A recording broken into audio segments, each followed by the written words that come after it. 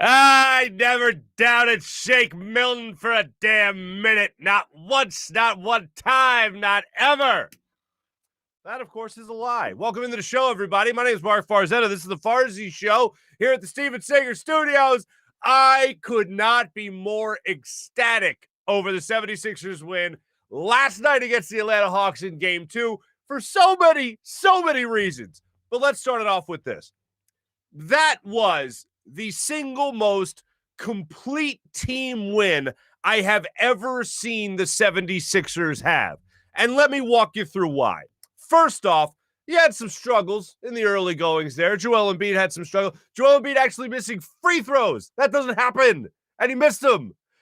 But Tobias Harris carried you in that first quarter. You exploded in that first quarter, mostly because of the way Tobias Harris was playing. And he rattled off 16 first quarter points, ladies and gentlemen. First quarter points, 16 for Tobias Harris. He was all over the floor, running up and down, making things happen, attacking the rim, hitting his mid-range jump shot, knocking things down left and right for you. That was great from Tobias Harris. He was your starter. Like he was similar to, what was it, Game 1 against the Wizards, the way he started out that game, the way Joel Embiid finished that game. Very similar, except this particular game, after Tobias Harris took over, what did you do? You had Joel Embiid take over pretty much for the rest of that game. He hit his foul shots after that. He hit a couple of threes for you after that. He was his dominant self after that. And after Nikola Jokic, of course, wins the MVP, Joel Embiid comes out and still just tries to be dominant. And he's dominant all over the place for the Sixers. It was incredible. You had Tobias hand it to Joel Embiid. It was great. And then the other thing, third thing here, another great team, reason why it was a great team win. The best I've ever seen the Sixers have. That Ben Simmons fella, I don't even want to hear it today.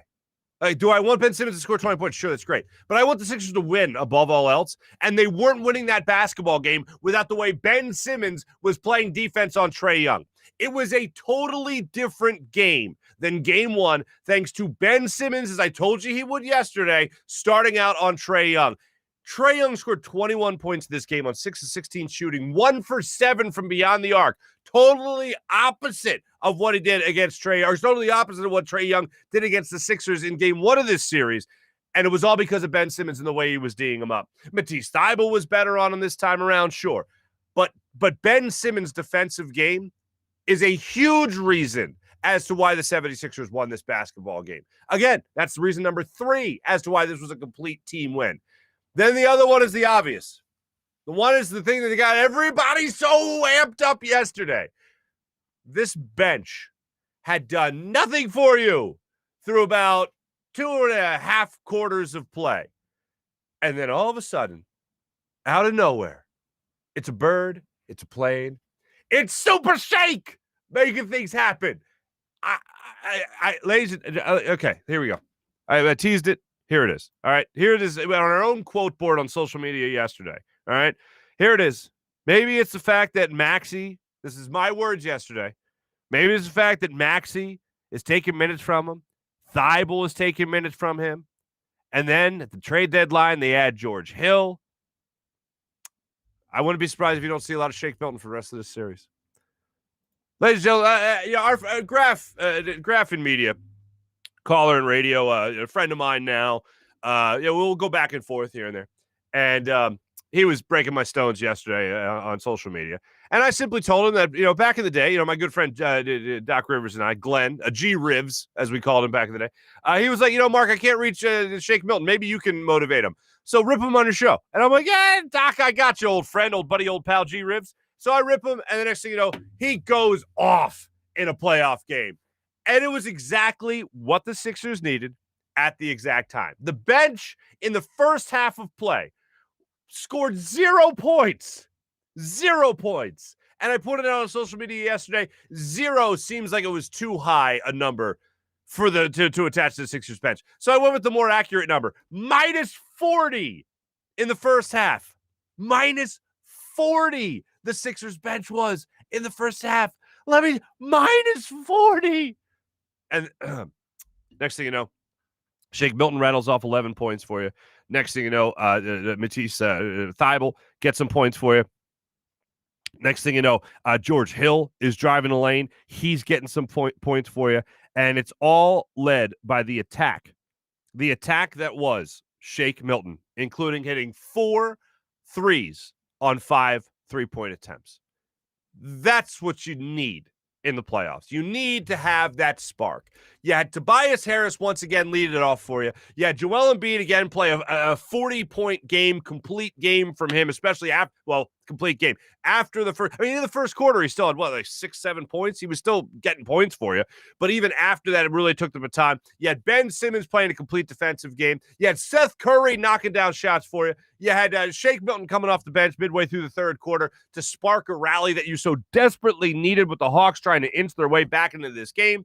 That's a complete team win is the perfect way to describe that Sixers basketball game yesterday.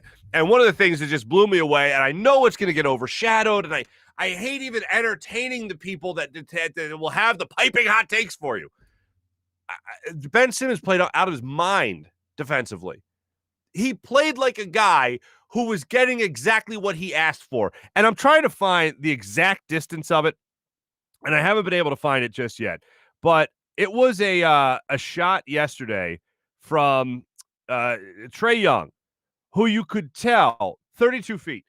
It was a shot from Trae Young that you could tell he couldn't get past Ben Simmons. He couldn't figure out how to put him on spin cycle or cross him over or whatever it might have been. So he takes a 32-foot three-pointer, which is not out of the norm for Trae Young by any means. And Ben Simmons, at his 6'11" frame, still got up there and blocked that shot. At that point, I knew Trae Young was toast. There was nothing he could do when he was matched up on Ben Simmons, and this, in fact, was going to be the 76ers ball game. And that leads me to this. And I was going to wait till the social media check-in to do this, but I just can't help myself. This guy sent me this yesterday. They're B.D. Riley. Look at me now. I'm the Trae Young now. That's Shake Milton saying that, baby. You got everything you needed from these guys. Coming up, we're going to hear from Darryl Reynolds in just a minute of Villanova national champion fame. D.Rey's amazing. First off, anytime I see this guy, anytime I talk to this guy, I just love our conversations. The guy's just got great energy. And I hit him up and I was like, hey, D.Rey, I might need you to come on the show if you're available. He's like, yeah, man, hit me up, whatever. Doesn't say anything. Just says, yeah, man, hit me up, whatever. I'll be watching the game. I was like, all right, great. So I hit him up after the game. And I sent him the video link to come on the show. And I sent him the video. And he is out in the streets just having himself an evening. And he's like on his phone. And he just stops literally on a sidewalk in Manayunk to have a conversation with me about the 76ers game. He was out watching the game amongst the good people of Manayunk. And he was like, all right, I'm going to bolt out for a second, talk to Farzy. And then he came out, talked to me. And then he went back to his regular party in life. How about that? That's for you, people. That's for the audience. So we'll talk to D.Rey a little bit later. We'll let you hear from him. We'll also let you hear from Joel Embiid, who did talk about Nikola Jokic, winning the MVP award. I think the way it was summed up yesterday was perfect. And a couple of people tweeted me this. Congratulations on Joker for winning the perfect attendance in the NBA. Look, I watch a lot of basketball, and I'm sure, look, I don't want to just label a bunch of people casuals, but I just don't, for the life of me, I can't figure out how a guy, like, people are acting like Joel Embiid missed half the season. I think the number's 30%. He missed 30% of the season. All right. If you miss half the season with an injury, okay, fine. I get why you wouldn't be in the race. Joel Embiid played 31 games his rookie year before the torn meniscus and was shut down, but he was the best rookie you saw that year. That went to Malcolm Brogdon, I believe it was, that year, and it could have and should have, as far as I'm concerned, went to Dario Saric to the Sixers. The homie, as Joel Embiid would say. But Joel Embiid did not win Rookie of the Year because he only played 31 games. That I kind of get. Joel Embiid still playing, 51, 52 games in a 72-game season and being as great as he was and the team being as bad as they were, a number one seed without Joel Embiid was not at all a number one seed. So I don't really see how it's a discussion that anybody other than Joel Embiid was the MVP of the league. You could tell after the game, he was certainly disappointed. It's something that he's really gone after. And I think there's something else that goes along with it. Being the first center since Shaq to win the MVP award, I'm sure that Joel Embiid, that honor to be his, the guy that was changing the game back to a big man's game, right? And that unfortunately wasn't the case. But I thought this was wild.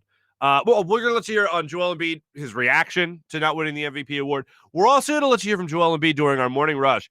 An incredible homage he gave to the Philadelphia fans, an incredible tribute he gave to the Philadelphia fans.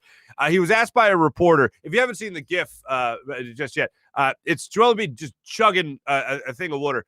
And he's getting asked the question. He puts it down, sorry. And then he starts answering the question about how great it was to be at the Wells Fargo Center with a packed house and how great the fans are in Philadelphia. That's the soundbite that I wish could just be across the country today in terms of the way this MVP candidate actually took, paid tribute to the fans of Philadelphia for how great and how knowledgeable and how supportive they can be and what they mean when they're booing. It was great what he had to say. So we're going to get to that conversation.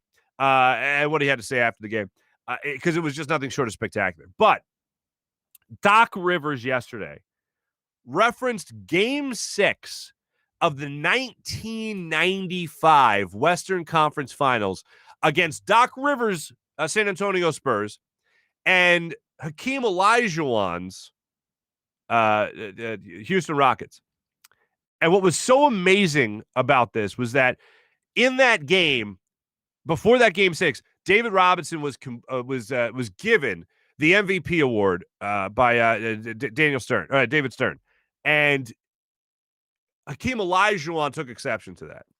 And Hakeem went off and just had himself a game, and the Rockets ended up beating the Spurs that night. Doc Rivers actually had the last shot in that game. Doc Rivers actually had 8 points. I looked it up. I went back to look at it. 8 points. Sam Cassell, assistant coach of the Sixers, had 30 points off the bench for the Houston Rockets. But Doc also late in that game got dirty, got on the ground, got on the floor, right, trying to get a loose ball.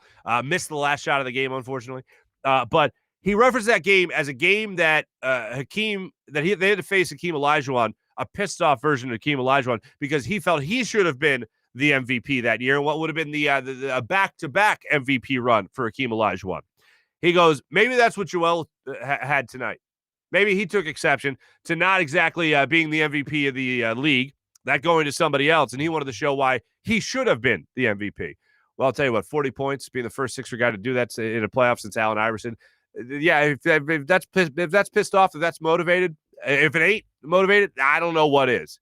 But I went back and actually looked at that game. I tweeted it out. If you haven't seen that game, if you don't remember that game, if you're too young to remember the 90s in basketball, I highly recommend check out my Twitter or just YouTube it yourself. And it's about 7.5 minutes of just 90s basketball beauty of watching Hakeem Olajuwon run up and down the court and his amazing athleticism. Joel Embiid is an incredible athlete, and he does certain things in terms of his handle and his three-point ability that you just never saw from Hakeem Olajuwon. But Hakeem just ran the floor better than any center I've ever seen. And it's worth going back to look at that tape to just see the way the game was played between those two centers, David Robinson and Hakeem Olajuwon, most notably in this Game 6 of the Western Conference Finals in 1995. So that's worth checking out later. But we'll get to Joel Embiid's comments post-game. We'll also talk about what Tobias Harris had to say after the game. We'll get a little bit more into Ben Simmons and the game that he had overall, how just blown away I am defensively. The Phillies played baseball last night. That happened, and it wasn't good. That's all I'll say. It wasn't good. And we also have some Flyers conversation we'll get to a little bit later in the show. But right now, I do want to tell you about my friend Steven Singer of Steven Singer Jewelers. I had another friend of mine reach out to me yesterday saying, hey, Marc, it's time. Time for that diamond engagement ring. And I said, you know what? I got you. So I sent him, he made an appointment with the appointment scheduler there at IHateStevenSinger.com. And of course, pass along a good note from my good friend. Finding the person that you want to spend the rest of your life with is great, but all the pressure of what's next, that can really take a toll on somebody. The engagement talk, the pressure of buying the right diamond, ring shopping, all that, hassle, haggling, finding a store to trust. You got to figure it all out. You know what? Make it simple. Go to Steven Singer Jewelers. Do what I do. Do what I send my family and my friends to. Do what I'm sending you to. Steven Singer of Steven Singer Jewelers. This other jewelers must really hate this guy because he makes the experience of buying a diamond so unbelievably easy. They just say, man, I hate Steven Singer. Steven Singer is the guy to go to in Philadelphia when it comes to diamond engagement rings, when it comes to all jewelry, because he has been taking care of the Delaware Valley for 4 decades. He specializes in diamond engagement rings and has a staff of real experts, real jewelers, real people to help you go through everything when it comes to his ring selection. No call center, no sales, no haggling, no codes, no discounts, no sales, as I said. No. Every single day, the perfect price. That's right. Just the best possible price, guaranteeing the best value every single day. Check them out at IHateStevenSinger.com or the other corner of 8th and Walnut right in Philadelphia, and always at IHateStevenSinger.com. Fast and free shipping. So check them out at the other corner of 8th and Walnut or IHateStevenSinger.com. All right, without further ado, Darryl Reynolds of Villanova fame joined us on the Zatos Investments guest line, live from the streets of Manayunk. So without further ado, let's talk to our friend D.Rey.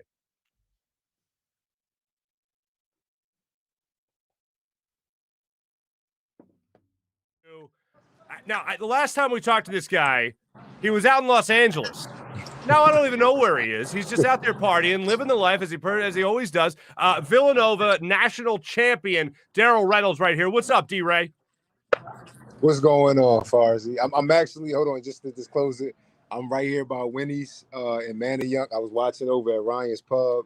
I wanted to be semi-social for the game, so I'm back in Philly. That's great. How was the atmosphere there? People, having a great time? Yeah, man. They just getting done, singing the whole theme song and all that, and talking trash outside. Is the dude in all white jeans and white shoes and a white and B jersey. So everybody's in the spirit. Yeah. Okay. But yeah. It's a nice crowd. Yeah. Nice crowd. Yeah, people should pay to live a fantasy camp to just be you for a week. You know what I mean? All right. So your reaction to the game, first and foremost, I want to jump on this. Joel Embiid just absolutely goes off. They said it on the broadcast. First 40-point performance in the playoff since Allen Iverson in 2006 against the Hornets. I mean, that's just incredible to me. Embiid played on a torn MCL, or excuse me, partially torn meniscus. What are you making of his performances so far? It was great, man. It was great. It was funny. It's been a lot of talk about AI lately, obviously his birthday and everything like that, but it's amazing to see these new guys stepping into that conversation of Sixers greats. You know what I mean? I think it's been a while since it's been all right, that's the guy. You know what I mean? Through and through. Like I said, very spirited. I'm sure. Yeah. But no, it's amazing to see him doing a little bit of everything, and it's I don't want to jinx it, but it's still scary how young he is. I don't think people really grasp how much better he still can get. You know what I mean? Right. Yeah. 27 years young for Joel Embiid, 27 years young. And then finally, the bench had not scored a point until about 4 minutes left in the third quarter. And then Shake Milton, fee-fi-fo, thumbs his way into the lineup, gets on the floor. I was ripping him yesterday. And then he comes out for the game and just absolutely destroys the Atlanta Hawks. How do you stay ready like that when not only are you just a bench player, but you're also a guy that's been struggling that much? Just it's gonna come back around. He put too much work in. Now I'm gonna say this. I got receipts for this. You can go back to 2019. I am the biggest Shake fan. I am such a fan because you can just see it. He got some dog in him. Obviously, he's not the most skilled guy out there, but you could just see he has some dog in him. He showed it tonight, man. I think his career is gonna be one of just staying ready. So you ain't got to get ready. And tonight, one of those nights they were just falling for him. But I know he struggled a lot throughout this year, especially towards the latter part of it. But I think he's another young guy trying to figure it out on a very fluid team. But thank God for Shake Milton tonight, man. Yeah, I mean, certainly I'm not ever rooting against a guy, but when I see the evidence in front of me of him struggling throughout the year, him struggling in the playoffs, Matisse Thybulle gets his minutes, and then you see a guy like George Hill take some minutes from him. You see Tyrese Maxey taking minutes from him. I thought it was all said and done for Shake Milton as far as this postseason run went, and then he revived himself last night. So congratulations on the receipts. My receipts suck. I will say that. I've pointed that already. My receipts have sucked so far when it comes to Shake Milton. Let me get to this then. Danny Green has been struggling from the floor. His defense hasn't been great also in the first 2 games of this series. Struggled a little bit as well in the previous series against the Wizards. What is your philosophy on shooters? Is it no matter what, keep on fighting, keep on shooting, the next one's going in, or no, I know I'm off. I need to be in the gym to work on this. I'm not going to shoot my way through it. What's your philosophy on it? I hate the term just shooters. When you call somebody just a shooter, that's all people expect from them. Mm-hmm. And if you ain't hitting it, you're not worth anything. You know what I mean? Like, no offense to him, but we look at what happened with J.J. Redick. If J.J. Redick was hitting, he was the best thing to slice bread for the Sixers fans. The moment he wasn't, it's like he's an orange cone out there. He's just one more dude. It's just seriously. So it's like I'm not going to sit there and act like I'm the biggest Danny Green advocate. Okay. So yeah, those need to fall, man. And I'm happy somebody else got the minutes, but no, man. If you're a shooter, to me, if they're not falling, the mindset needs to be, how do I contribute to this game outside of that? Mm-hmm. You know what I mean? How do I find another way to add on to this game if my shots aren't falling? Certainly. Ben Simmons, offensively speaking, as a scorer, not a great night. As a facilitator, he was doing all the things he does well. As a defender, I mean, in the first quarter, I looked up and he did Trae Young really in the first half. He held him at about 6 points, it seemed like. I mean, he was just all over him as a defender, and that was great. Let's talk about the two different versions of Ben Simmons. The defender tonight of Ben Simmons, what'd you make of him? Amazing. I think it's the drum's been beat enough. This guy is I think he's gonna be one of those guys who's like a defensive player of the year candidate, like year in and year out for a while. Like, he really can defend all 5 positions. Mm-hmm. All right, and now the offensive end, the scorer, the foul shooter. What are we making of that? Hey, we got to get in the gym. We got to get in the gym. I don't know why he shoots me so damn fast. I don't know if I know I'm not the only person that said that, but it's like, it really bothers me. It's almost like he's like, let me just get this over with and get out of here. You know what I mean? Like, it's weird. It's weird, and that can't happen. You know what I mean? Like, you can't be.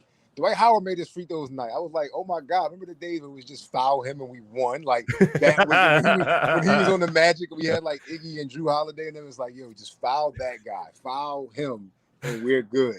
Yeah. And it's amazing to see the progress he's made, man. Ben has to do the same thing, but it's going to take time. Yeah, I remember Dwight Howard elbowing Sam Dalembert in the head in that series. God. I remember Marcin Gortat, the Polish Hammer, was the second best center in that series, and Sam Dalembert was the third best center in that series. Anyway, that was a rough time. That was a rough time. It was a very rough time. Doc Rivers. Yes. Interesting. A couple of nights ago in the series against the Wizards, they start Hack-a-Ben. Scotty Brooks starts Hack-a-Ben. He says, I'm not going to take Ben Simmons out of the game. You want me to take Ben Simmons out of the game? You're crazy. That whole thing. This time around, he took him out of the game. Found that interesting, did you? you think I'm taking him out, you're crazy. He comes on tonight. You're all crazy. I took him out. Absolutely, man. Listen, man, it's about the team winning. You know what I mean? I think that's what I like about Doc Rivers. Like, he sticks by his guys. Obviously, he's a loyal dude through and through, gives respect to all his players, but like, he about winning. You know what I mean? And I think that's what this team needed a little bit more. I think in the years past, like something like that, it would have just kept going on. But he seems to be the type of guy. It's like, all right, listen, I got to secure the team. So if one guy is really taking us down that much, and you see that that's the other team's game plan, he got to go. That's what I'm saying. You can't afford to have somebody like him off the floor for so long. Like I said, thank God for Shake Milton having a great night tonight. But if Shake Milton doesn't start going off, had that lob, Dwight Howard hit those couple of threes, like, that game is a little more tense, and now you have to put a Ben back in. Certainly, and it was a little different scenario. Sixers were up a lot more than they were against the Wizards. A couple more for you here, because I know you're out and about enjoying your fine evening. God bless you. When it comes to this series going forward, do you expect more of what we saw tonight, or more of what we've seen really in both games in the second half, with these kind of being more balanced, balanced outputs from both teams? I got to be honest, Farzy, I don't know, and that scares me, because in the first game, I was like, they shot that well and we played that bad. So I thought that's what I was like, all right, the first game is this close. After us playing as bad as we did and them shoot as well as they did, this should be a close series. Tonight, they shot good, but it wasn't like incredible. And like you said, Joel goes off, Shake goes off. Enough guys play at a high level, and it's like, this is a little bit closer than I thought it'd be at home.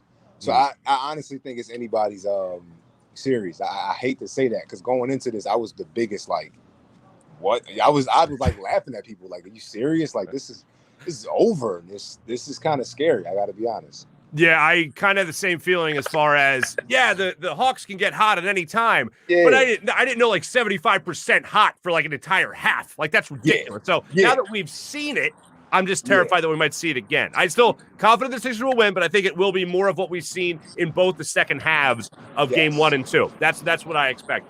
Well, last thing for you as far as the basketball world goes, my friend, because I know you're a pro golfer now.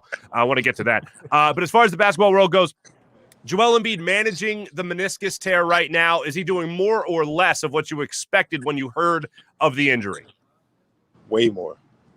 I thought they were going to be so much more hesitant with him. I thought he was going to be so much more hesitant. That's one of the biggest fears when you have guys have injuries is how are they didn't go out there and play timidly. You know what I mean? He's all over the floor. He's diving, tripped a couple times and didn't panic. You know what I mean? Like those are the type of things you expect a guy who's nursing an injury to kind of go for. And I got to be honest, he's showing up and out, man. Thank God. I'd be remiss if I didn't ask you this because you played for such a great coach and D.Rey, a Hall of Famer, obviously. What would he tell guys that were struggling from the floor shooting? What would he, coach them up to do? It depends on the guy. It depends on the guy. I'm gonna be honest. If he trusts the guy who's having a shooting slump and he knows he's been putting in the work and over the years he keeps going, yeah. Okay. If he doesn't, we gotta have a conversation. Fair enough. So I did see you at the Athletes for Care golf outing. Yes. You told me you're an avid golfer. You normally shoot in the high 70s. I'm just curious if you put it all together again for the Athletes for Care outing. I think that was the day you were dreaming in the car on the way there. Somebody was driving. Miss Cousy. Yeah, you woke up like, all right, exactly. No way in hell. I was walking to you like, hold on, what is the numbers? You did. I'm telling myself, I'm just now learning about golf. I'm really getting into it.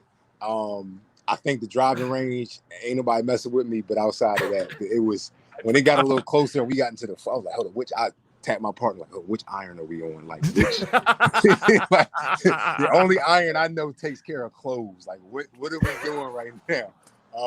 But nah, it was a great time. Man. Oh my God. I forgot. I mean, we talked about a lot of stuff. I forget that's what you led with. Wait, how many holes is this?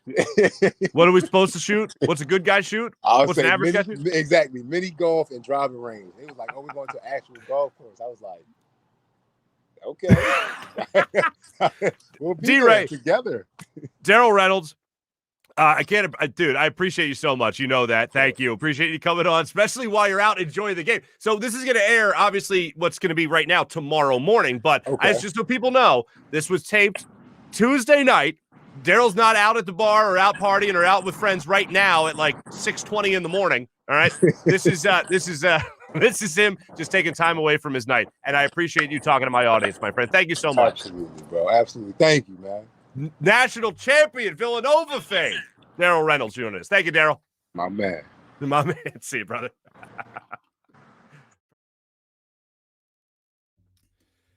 My thanks to D.Rey, Darryl Reynolds joining us there on the Zatos Investments guest line. I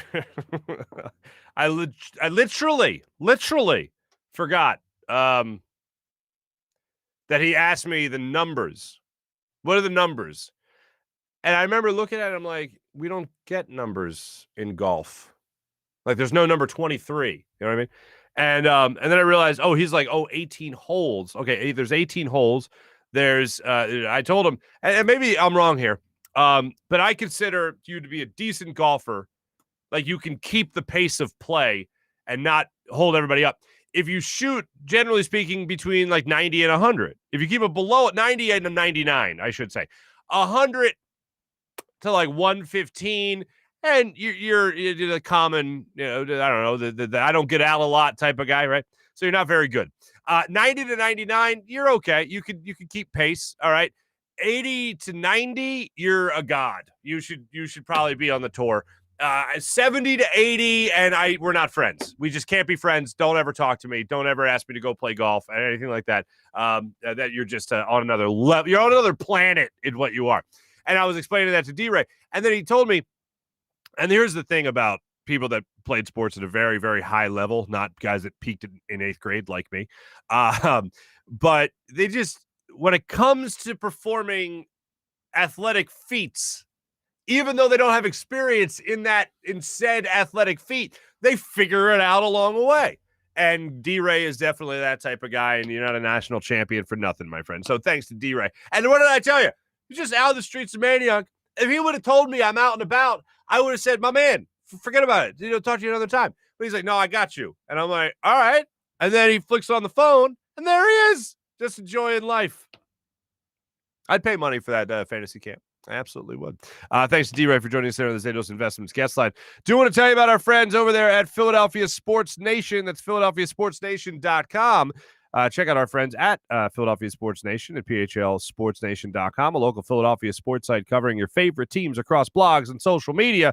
PHLSportsNation.com, enhancing your Philadelphia sports fan experience. So make sure you check them out. And how about DraftKings? Oh, boy, do I got a story for you when it comes to our big bet segment to close out the show today, ladies and gentlemen. Let's just say your boy had a bounce-back night. DraftKings Sportsbook, not only my favorite sportsbook to bet it with, but also America's top-rated sportsbook app. I love using DraftKings Sportsbook. My friends and family love it as well. Easy to navigate, has plenty of instructions for new bettors. For people that are new to the betting game, has a lot to help you out right there. Nearly limitless ways as well to get in on all the action. It's a great sports book, and you got to download the app right now and use promo code Farzy when you do so. When it asks for that promo code Farzy. DraftKings Sportsbook putting you and your courtside knowledge to the test with this great offer in the playoffs. Right now, pick any basketball team that is still in contention, bet $1, and if that team wins, you win $100 in site credits. Don't forget, DraftKings Sportsbook also offers great odds and promotions on baseball and hockey and so much more. DraftKings is safe, secure, reliable, so you can deposit and withdraw your funds at your convenience.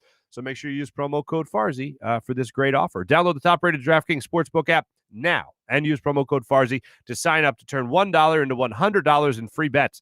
You can bet on the basketball team of your choice to win, and the next game they win, guess what? You'll win $100 in free site credits. Just pick them to win. They win that game. Bada boom, bada bing. $100 in free site credits when you use promo code Farzy. For a limited time, only at DraftKings Sportsbook. Must be 21 or older. Pennsylvania only. New customers only. Wager paid out in site credits. Restrictions apply in partnership with Meadows Racetrack and Casino. See DraftKings.com/sportsbook for details. Gambling problem? Call 1-800-GAMBLER. There you go. I also want to tell you about our friends at Steak and Maine. Wednesday, Thursday, Friday. I will be at Steak and Maine in the heart of Northeast Maryland enjoying, maybe I'll treat myself to a nice tomahawk steak. You know, why not? I work hard. And I'll enjoy every bite of it because Steak and Maine is just that delicious. Fine dining in the heart of Northeast Maryland. Whether you like to dine in a more upscale steakhouse or maybe a casual bar and a patio, you'll enjoy the highest quality prime meats, fresh seafood, world-class oyster bar, and freshly prepared sushi at Steak and Maine. Oh, maybe a nice takomaki roll. Maybe I'll enjoy that as well. All that in an extensive wine list, including their own Cavada Cellars wines, open every day for lunch, dinner, and Sunday brunch. Steak and Maine in Northeast Maryland voted #1 place for steaks in America by the Travel Channel and the Cooking Channel. Check it out for yourself at steakandmaine.com for more information. FanUp. You got to download the FanUp app right now. Use promo code FanUp. Get 2,000 bonus points. That's FanUp. You can win brand prizes. You can answer fun questions. You can enter challenges with your friends. You can issue challenges with your friends as well. I know I mentioned it yesterday. Our friend Dan Schwartz here in the chat. You know him. You love him from the chat. Dan, he challenged me all the time. Dan, you should be like Dan. Get on the FanUp app. Download the FanUp app. Use promo code FanUp. Get 2,000 bonus points right out of the gate. Send me a challenge or two, and we'll have some fun going back and forth. You can talk smack with your friends. You know what it is? It's like a wagering site. It's like a fantasy football, fantasy sports site with a message board all rolled into one where you could rise on the leaderboard with points, challenges, and win some great brand prizes. Fill out your profile so they know what you're interested in as well. So you got to download the FanUp app right now. It is a good time. Let's jump into our social media check-in, ladies and gentlemen. Brought to you by Steak and Maine and steakandmaine.com. First off, a lot of people, mainly Dan, saying I already spent too much time on the Phillies. Well, I'm sorry, but I got a little bit more time I got to give on the Phillies. I'll get to that in our morning rush. Jordan's in. Jordan, what's up, brother? Nice to see you. Good morning to you. April's in as well. April, I like that you check in early because you know we worry about you, by golly. It's good to have you on. Dan's checking in saying good morning as well. Let's go Sixers. Bench blew another one for the Phillies. Bench blew other than Shake Milton. Phillies suck. Sorry, so there you go. Brad's checking in saying 10-9-8 76ers. Good morning. Good morning to you as well, Brad. April's checking in saying Phillies give me Ajda. April, I like that you said Ajda because my wife thinks I used that wrong. Now, growing up, Ajda covered everything. Like, I always talk about this because I know a lot of people that deal with anxiety, and I'm like, in my family, anxiety wasn't a thing. Like, I'm sure it was a thing. We just didn't call it that. I think it was Ajda. But yeah, I have everything is Ajda. Like I'll say that. April, that warms my heart that you just used that. And the Phillies, by the way, yes, they give me Ajda as well. The Sixers bench was giving me Ajda. Minus 40 in the first half of basketball. Winner, chicken dinner. Mike Sealski is a sinner. Benny, come on. By the way, Mike Sealski actually quoted my tweet last night when I tweeted out the link I told you about with the Rockets and the Spurs 1995 Western Conference Finals Game 6. He retweeted that saying that Hakeem Olajuwon is the most underrated basketball player ever. Two-time MVP, two-time champion, all-time shot blocker, and all that. I will say this. I think, in all honesty, in terms of accomplishment, maybe not in terms of the actual way he played, but in terms of accomplishment, you know who always gets robbed of the greatest conversation? Oh, the greatest, the GOAT, is Kareem Abdul-Jabbar.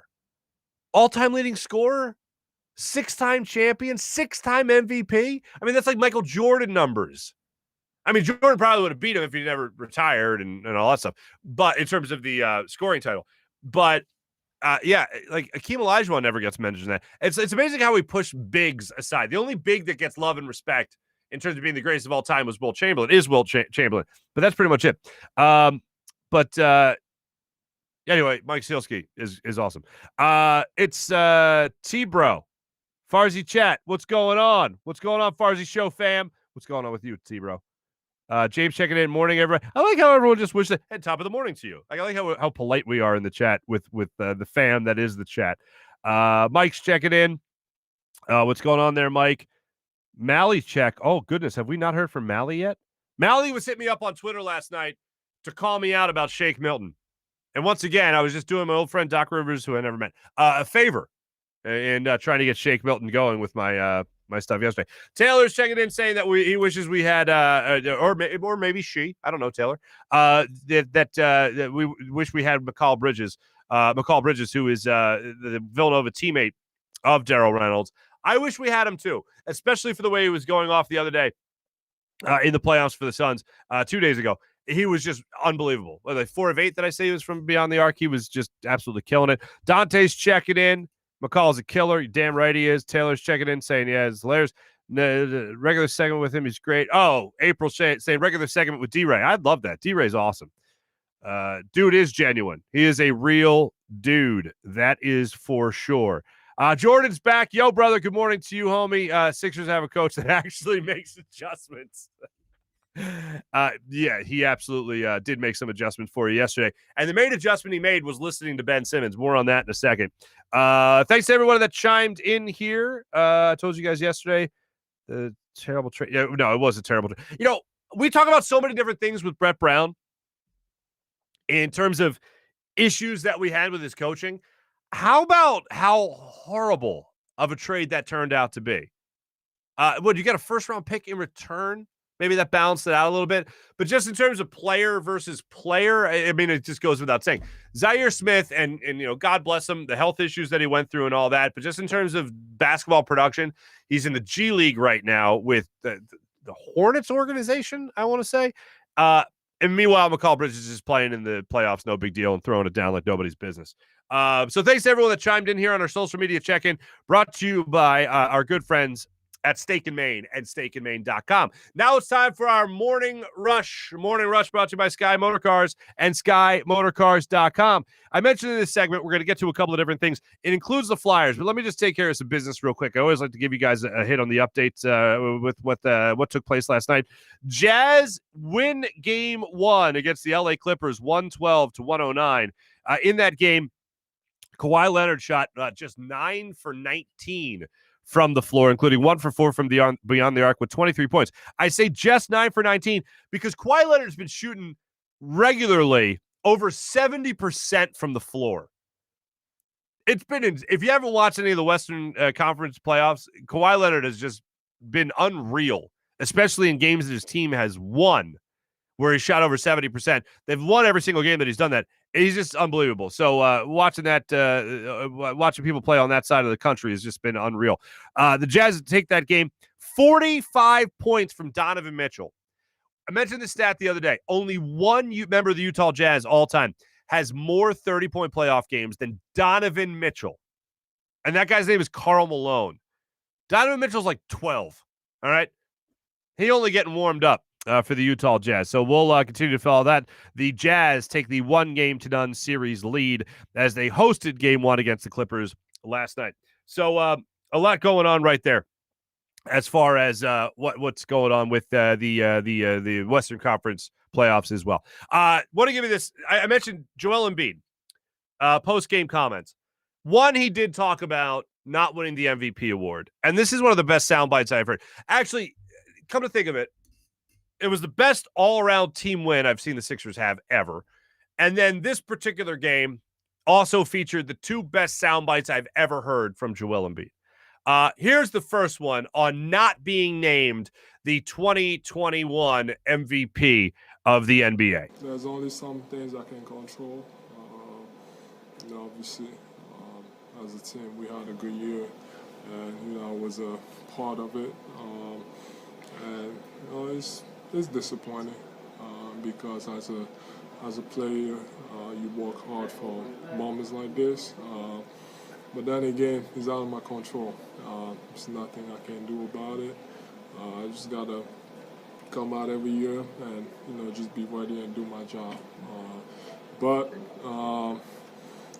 I'm focused on the playoffs. I'm focused on winning the championship. Like I've been saying all season, we got a good chance. So I'm not worried about those awards and stuff. If and when I'm holding that trophy, anything else won't matter. I love hearing Joel Embiid just talking about the championship. And it gets to a point where, I want him to be MVP. I want him to be a Defensive Player of the Year one year. Like I want nothing but the best for Joel Embiid, right? But hearing him just talk about being focused on a championship is one of the most comforting things I can hear, because I believe that this man is more motivated than ever, and it really is an off the court thing. And from whoever we've talked to, whether it be Marc Zumoff, whether it be Marcus Hayes, no matter who it is, the maturation process that has happened now with the process, Joel Embiid, through becoming a father, has been night and day from what we have seen before. And that's why, if I have one complaint about Joel Embiid's game last night, other than he had some free throw issues, right, which is an anomaly. And look, he's a human being. It's going to happen. But Joel Embiid and the Danilo Gallinari shoving match. I can't believe I had this conversation with people on Twitter last night. Oh, Joel, what do you expect him to do? I expect him to not get up, go after a guy and push him in the back. Okay? I expect him not to do that. Joel Embiid is, I believe, the MVP of the NBA this year. The best player in the game right now. You can't be getting up because you're frustrated while everything's going right for your team and start pushing somebody in the back. As I told somebody on Twitter last night, Joel Embiid literally wrote, I shouldn't say literally because it's not, but Joel Embiid basically wrote books in several languages about how to be a troll on the basketball court and social media. And what happened? He ends up getting trolled. Like Danilo Gallinari, Joel Embiided Joel Embiid. You can't let that happen. And they actually said it on the broadcast that they thought Joel Embiid got thrown out of the game. And I went, oh, God. for a number of reasons. One, I had his over in points. Two, because I don't like they would have lost that game. This game was such a great team game that they needed everybody doing their part, and Joel Embiid's part was 40 points. Ugh. So that was the one complaint I had about Joel Embiid's game. And that went against the maturity that we have seen from Joel Embiid. Normally, it's him kind of goading people into doing something stupid. Last night, he just got frustrated as all hell, and I thought something really bad was going to happen where he was going to get thrown out of the game. Not to the point where I thought he'd get injured again, but just to the point where I thought he'd get thrown out of the game. But I know that he was frustrated. I know why he was frustrated. The officiating in basketball has been just so unbelievably terrible over the last 2-3 years in particular. And I don't know why. I don't know what it is. I've heard, having some conversations with people that are closer to the league than I am, that this whole way refs call games now in terms of waiting to see if a shot goes in or not to call a foul is a big deal now, because if you got fouled and you made the shot, then you didn't get fouled that bad, so maybe you don't need to make the call. But if you got fouled and you missed, then the player gained an advantage through a physical contact, and that's where the foul gets called. I just think that's dumb. I think it's a foul or it's not a foul. I think what the player does after the foul to try to make up for getting fouled should not matter at all in terms of whether or not they make the shot. I hate the way the game's called now. I hate that a guy like Trae Young can initiate contact on a defender who's staying in his lane and essentially keeps a plane to point A to point B, and then the offensive player makes the adjustment to get contact, and then it's a foul on the defensive player. I get you got to let a player come down after they go up for a shot, a clear landing spot so no one rolls an ankle, ruptures an Achilles or anything like that. But everything else, the game is called so unbelievably soft. And that's another thing. Watching the highlights from, like they said, that 7.5-minute highlight of Hakeem Olajuwon versus David Robinson, man, I miss that version of basketball. I was a kid. When that game took place, I was 12 or 13 years old. I was 12 years old. And whenever I go back and watch highlights that I only watched live as a kid, I always think to myself, I was a kid. Maybe I'm exaggerating because it was the first time I was really experiencing it and the thrill of experiencing it for the first time. No, man, it was that good. It was the best. I really enjoyed 90s basketball, even early 2000s basketball. I preferred it so much more to the game we watched today. And what's funny, that version of basketball and even baseball has really taken a turn to the way the game's played is just so far different to the way I experienced it as a kid in the 90s growing up and all that stuff. It was so much more enjoyable, both sports. I still enjoy this version. I enjoy this version of basketball more than I enjoy this version of baseball, though. I will say that. But just going back and watching all that, no, it was just as good as I remember. That's for sure. Joel Embiid, there's one more thing I wanted to get to here. And it's Joel Embiid with what I believe, if you could, I don't know what size font you would need this to put on one singular t-shirt, but Joel Embiid had a homage to Philadelphia, had a beautiful tribute to Philadelphia yesterday when it came to just playing in front of a packed Wells Fargo Center crowd. Here's JoJo when he was asked about playing in front of that crowd. Obviously, playing at home is huge because we don't seem to lose here. It's rare. The fans, the supporters, they're going to boo you. But it's to make you play better. So I like that energy. But also playing on the road is the same for me, honestly, because as I play on the road, you got the opposite fans, talking trash, booing, I feed off of it, and I like to shut them up. So for me, there's no difference. Obviously, I have a lot of love for the Philly fans, and playing at home is, there's nothing like it. The way they get loud, the love that they show, and one thing that people have no idea, and that I'm proud of, is the knowledge of the game. They know everything that's going on, whether it's, who's on the team, who the teams you sign and all that stuff. They just have, great awareness. That just shows you that's what I want. I want to play in a city where, fans are into it. They care about you. They care. They want to win. And that's Philly for you. I think that is the most perfect possible way for anyone to really describe Philadelphia, for anyone to talk about the fan base in Philadelphia, the way he talked about the fan base in Philadelphia. I just don't think there's a better way to describe it. And I always, I joke around with you guys. I always say that a Philadelphia fan base is the strict father. They're not the nurturing mother. So if you're looking for that, you're barking up the wrong tree. But I also always say that I always think players, when they hear Philadelphia fans boo, all they should hear is us saying, hey, you need to get your you-know-what together. That's it.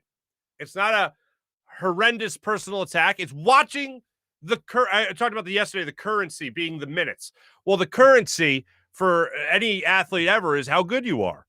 If you're working hard, that absolutely always factors in Philadelphia. They always appreciate the person that, if they're not the best player in the world, they're at least just hustling every single time, trying to give you the absolute best they have. Whatever's in their tank, they're trying to empty it all out. And Philadelphia always respects that and always roots for that guy. But in this case, when people look at Philadelphia, they always go to the bad stuff. They talk about Santa Claus and all that stuff. But in terms of the knowledgeable fan base that Joel Embiid talks about right there, in terms of not just that, but how they want to get inside the opposing player's head, how they want to make sure that they're motivating their players to the best of their ability every single time. That's something right there that I think Philadelphia never gets enough credit for. And the fact that Joel Embiid went on for 90 seconds after this playoff win, on how great the fan base is, I just thought it was fantastic. And I thought he summed it up very, very well. If I was a little bit distracted right there, it's because of this. And this is a little special gift I want to give to people that listen to me on the radio with my former partner. I just want to get to this in a second. So stay tuned for that. But I do want to get into Ben Simmons for a second here and his game last night, because I know it's something that will be debated a lot today. They don't win that game last night without Ben Simmons. If they don't have Ben Simmons to go on Trae Young and hold him to not just 21 points, but 1 of 7 from beyond the arc, then guess what? They don't win that basketball game last night.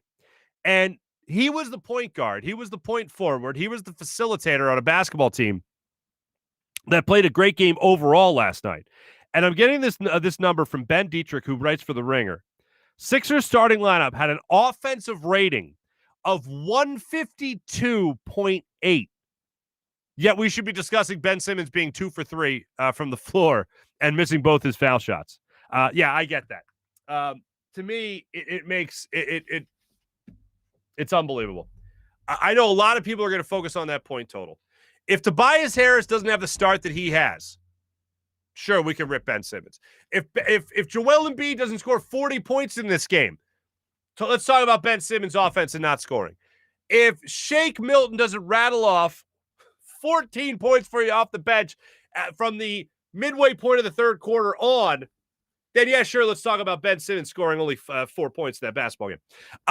But if everybody else did their job, and Ben Simmons is a big reason why not only they did their job, but Ben Simmons is also a huge reason as to why they won that basketball game, then yeah, I guess we're going to stay the course and talk about how great this team is and talk about the things that they can accomplish this year, because they do not win without the way Ben Simmons played defense. And look, I know that it's tough for some fans, the casuals, as some people will say, to look at a stat sheet and go, 4 points, man, Ben Simmons sucks. Elite defender, to the point where you do not win yesterday without Ben Simmons doing what he did. And you don't win yesterday without Joel Embiid. You don't win yesterday without Tobias Harris. You don't win yesterday without Seth Curry. But that's why I call it the best Sixers win I have ever seen in terms of all-around team win. I've said it 3 different times on the show already. the single best all-around team win I've ever seen the Sixers have, especially in the playoffs. Everybody did their job. All right, before I move on to big bets, ladies and gentlemen, today is June 9th. And on June 9th, that's also known as 6-9. And if you're listening to me on the radio, my dear friend, my old partner, Trey Thomas, really, really loved 6-9. And he loved it so much that look what he did. Gave us a little shout out today, ladies and gentlemen. Look at that. Huh? How about that? Happy 6-9 to you all, especially to my old morning crew family. Marc, Farzy, hell, I love you, buddy. Sam Wilson, Bob Cooney, Jamie Lynch. Miss you guys. Miss you right back, brother. I know people have been asking to get Trey on the show. We will get Trey on the show at some point. We've gone back and forth a couple of times. The man's training athletes right now. He's a busy man. Up early. Look at him. He's got things going on, man. We will get Trey on the show at some point. And congrats to Sam Wilson on the new show. We're going to get Sam on the program as well. But to happy 6-9 to you all and to the people that followed me here on this platform. Thank you for doing that, and I love you for that. But we'll definitely get Trey on the show at some point, no doubt. Let's get to Big Bets. Our Big Bet segment brought to you by DraftKings and DraftKings Sportsbook, America's top-rated sportsbook app. All right, I'm going to be honest with you guys. And I said I took a bath the other day. I absolutely did take a bath. It was bad. I made some rules for myself when I really started gambling. And it's really not till recently that I really started gambling on the reg, right? I had a good start to my night 2 nights ago, betting the under in a blowout with the Bucks and the Nets. I should have stopped there, but I didn't. I kept going and going. And oh God, I gotta make another bet to make up for the previous bet. And I always told myself I'd never do that. I'd never say, let me make up for this bet by doing that bet. And I've done it maybe twice. And then it's worked out both times. And then on the third time, it didn't work out so good. So, you know what? I said last night, I got a really good feeling about this Sixers game.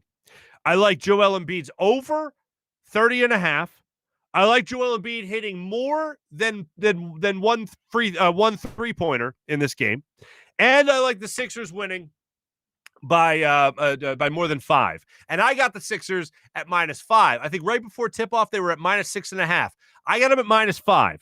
Sixers -5 over a 3-pointer and a half by Joel Embiid, and Joel Embiid's over of 30.5 points. All of them hit yesterday. So guess who's back, baby? This guy. Now, my producer, Jim Hyden's telling me, if you're following something here, if you're following something in the playoffs, betting-wise, McCall Bridges has been making people money on over 3-pointers hit. So maybe that's the direction people should go tonight, I believe is the game 2 of that series. So if people want to check that out, make sure you do so. And I will just double-check that real quick because I'm going to be taking a night off. I always told myself that if I was doing well, I'd say, you know what, bask in it for a minute. Clear your head. Don't jump in there thinking you made some kind of momentum. Yes, tonight on 6-9. What up, Trey? 6-9, the Nuggets play at the Suns. Game 2, Phoenix up in that series, 1-0. McCall Bridges is a huge part of why they are up in that series, 1-0. So maybe you take advantage of 3-pointers over-under when it comes to McCall Bridges. Check that out on DraftKings Sportsbook for yourselves later in the evening. A lot of people enjoy hearing from Trey. We will get Trey. I promise you that. A lot of people still on Ben Simmons. Did I call Santa bad stuff? Yeah, it was bad. I mean, it wasn't great. But one last thing I want to leave you guys with here is, did you happen to notice that Doc Rivers, after he berated, I shouldn't say berated, after he came down on Kevin Kincaid of Crossing Broad, friend of mine, after he berated him a little bit and said, well, you want me to take Ben Simmons out of a game? You want me to take Ben Simmons out of a game after Hack-a-Ben against the Wizards? What did he do after Ben Simmons got hacked in the fourth quarter? He took him out of the game. Granted, it was a much different scenario, but still, you took him out. And he said after the game that, he didn't compare one to the other. No one just flat out asked him to compare. Say, hey, you didn't do it there, but you did it here. What's the deal? He just said they were in a different spot. They were up a lot, and that was that. And he put Ben right back in the game. I just thought it was interesting. I think they're up 15 at the time, but I don't know. To me, if you're going to stick with him and you're going to say you're going to stick with him, you stick with him. You don't take him out. And he took him out. I would leave him in there, if nothing else, in a 15-point game, just for him to work on his free throws a little bit more. Because 0 for 2, 0 for anything with Ben Simmons is just, look, it's inexcusable. And I have been praising his defensive game. I've said that the Sixers don't win that game without Ben Simmons in the way he was able to play defense and the way he was able to facilitate the offense. But here's the bottom line, and I saw somebody bring this up in the chat, and I think it was Dan. If it wasn't, I apologize. But Ben Simmons not having that offensive output, it does hurt the Sixers. It will hurt the Sixers in the long run. And here's what's amazing. Joel Embiid finished second in the MVP voting.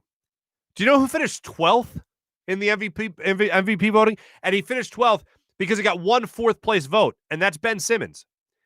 Ben Simmons, the guy who doesn't shoot, the guy who shoots free throws at 60%, is such a great and everything else type player that Doc Rivers talks about, that he finished 12th in the MVP voting in the NBA this year. For the people that doubt me, for the people that dare naysay me that Ben Simmons isn't an MVP candidate with a jump shot, shame on you. If Ben Simmons gets a jump shot, if Ben Simmons even goes to the foul line 6 times a game and hits 5 of 6, he's a 20 points per game player with near triple-double numbers everywhere else and great defense. He is absolutely an MVP candidate. So when we do look at a game last night and acknowledge the greatness that is Ben Simmons, especially on the facilitating end of things and the defensive end of things, and we acknowledge that, and then we say, but this meat is still left on the bone, this potential is still there for Ben Simmons, it's not knocking him, it's not being particular. It is seeing somebody who is so close to reaching full potential. And if he just does the most basic thing in his sport, he's an MVP candidate. That's not a knock on Ben Simmons. That's actually praising Ben Simmons. That's acknowledging how great a player he really is and how close he is to being an MVP candidate. Look, I'm not looking for 40 points a game, Doc. I don't need that. I'm not going to argue against it. But on this team, the way it's constructed, I don't need that. I just need a guy who can get you another 20 points a game. And Ben Simmons becomes that guy that goes from a 15 points, 16 points per game type of player to all of a sudden a 19, 20, 21 points per game type of player simply by making foul shots. He goes to the line. He finishes at the rim, goes to the line, gets fouled, makes that shot. That's 3-point play. It's not a 2-point play, 3-point play. Then all of a sudden, you're talking about a guy scoring you 20 points a game. And that's without shooting a jump shot, by the way. Still love to see him do that because overall, that'll help the spacing. But I believe if he becomes a regularly a 70, 80% free throw shooter, he's going to have that confidence in that form, that stroke. He's going to be able to take that onto the floor for a better, a better overall game. And it's not so much wanting him to shoot 10 jumpers a game or something like that from outside the paint. It's a matter of just being able to hit that down with some consistency to the point where you're drawing defenders out on you, to the point where they feel like they can't sag off you and wait for you to take that running start. They feel like they got to go up and guard you. And guess what? When they go up and guard you, you know what you can do in that time? Cross them over and take them to the rim. I forget who it was that we were talking to. Somebody recently. It might have been at the golf outing, Athletes for Care. Maybe it wasn't on the air, but I was talking to somebody about it. And they were talking about Ben Simmons, how he doesn't beat anybody off the dribble. Like, when was the last time you saw Ben Simmons beat somebody off the dribble? And the honest answer to that question is very often you see Ben Simmons beat people off the dribble. But it's not putting the ball on the ground and going to the rim. It's in transition. He'll beat somebody to the hoop that way. You don't ever see him really get the ball, on the perimeter, throw a fake, and then go and beat somebody off the dribble that way. That's rare. In the half-court set, few and far between. But overall, coast to coast, yeah, he'll cross somebody over with a full head of steam and go to the rim and attack. That's when he's at his best. But imagine if he was able to do that with a guy that was actually up in his face because he thinks he's going to knock down a jump shot in his eye. Yeah, that's something that I think would be a totally different version of Ben Simmons that I am eagerly awaiting. By the way, just real quick before we get out of here, guys, do I look a little bit better to you today? Do I still look lobsterish? Am I still a redhead? I feel like it's turning tan already. But anyway, hit me up later. Let me know. Thanks to Jim Hyden, who produced the program and also gave us our fine betting advice for our big bet segment brought to you by DraftKings and DraftKings Sportsbook, America's top-rated sportsbook app. When you use DraftKings, make sure you use promo code Farzy when you download the app. So make sure you do that. This is a Buzz Sports and Entertainment production. No, nobody out of the gate on the chat tells me that I'm turning less lobster, less of a redhead.